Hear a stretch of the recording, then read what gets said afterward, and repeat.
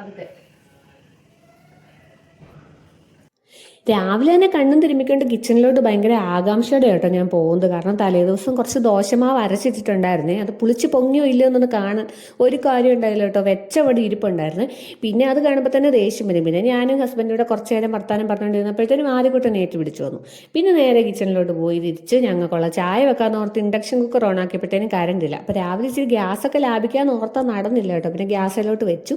അത് കഴിഞ്ഞ് ഇതേണ്ട തലേദിവസം മേടിച്ചൊരു കേക്ക്, ഇതിങ്ങനെ ഇരുന്നൊരു കേക്കാണ്. ഇവർ രണ്ടുകൂടെ അച്ഛനും മോനോടെ കഴിച്ചിട്ട് ബാക്കി അവിടെ ഇട്ടിട്ടുണ്ടായിരുന്നു. ഇനിയിപ്പോൾ അത് കൊള്ളത്തില്ലാത്തതുകൊണ്ട് അത് കളഞ്ഞ് ഞാൻ അതിൻ്റെ ട്രേ അങ്ങ് കഴുകി എടുത്തതാണ്. എനിക്കത് ചില ആവശ്യങ്ങൾക്കൊക്കെ ചുമ്മാ രസം.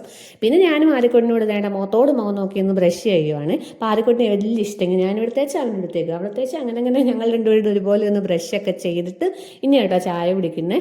അപ്പോൾ അതേ അവിടെ ചെന്നിരുന്നപ്പോഴത്തേനും ഒരു കല്യാണക്കുറി ഇരിക്കുന്നുണ്ട്. ഹസ്ബൻഡിൻ്റെ ഒരു ഫ്രണ്ടിൻ്റെ തമിഴ് ആള്. അപ്പം ഞാൻ ചുമ്മാ എടുത്തൊന്ന് മറിച്ച് നോക്കിയാൽ നമ്മുടെ പോലെയൊക്കെ തന്നെയാണോ എന്ന് അറിയാനായിട്ട്. അപ്പം നമ്മുടെ കുറി പോലൊക്കെ തന്നെയാണ്, പക്ഷെ ഇവർക്ക് തലേ ദിവസമാണ് റിസപ്ഷൻ. അപ്പോൾ അങ്ങനെ അതൊക്കെ നോക്കി കഴിഞ്ഞിട്ട് പിന്നെ ചെന്നതേണ്ട രാവിലെ നമുക്ക് ദോശയും അതുപോലെ തന്നെ കടലക്കറിയുമാണ്. വറുത്തരച്ച കടലക്കറി എന്നുവേ. അപ്പോൾ കുറച്ച് തേങ്ങ ഒക്കെ വറുത്ത് പിന്നെ ഞാൻ ദോശമാവ് പുളിച്ചാലും ഇല്ലേലും ഉണ്ടാക്കണമല്ലോ. അപ്പോൾ കുറച്ച് ഉപ്പൊക്കെ ഇട്ട് ഇളക്കി അപ്പോഴത്തേനും വേണ്ട ആദ്യക്കൂട്ടം കറങ്ങി തിരിഞ്ഞ് വന്നിട്ടുണ്ടായിരുന്നേ. അവന് വലിയ ഇഷ്ടം ഇങ്ങനെ ദോശമാവ് തൊട്ട് നോക്കി തിന്നെ. അത് ഉദ്ദേശത്തിലാണ് വന്നേക്കുന്നത്.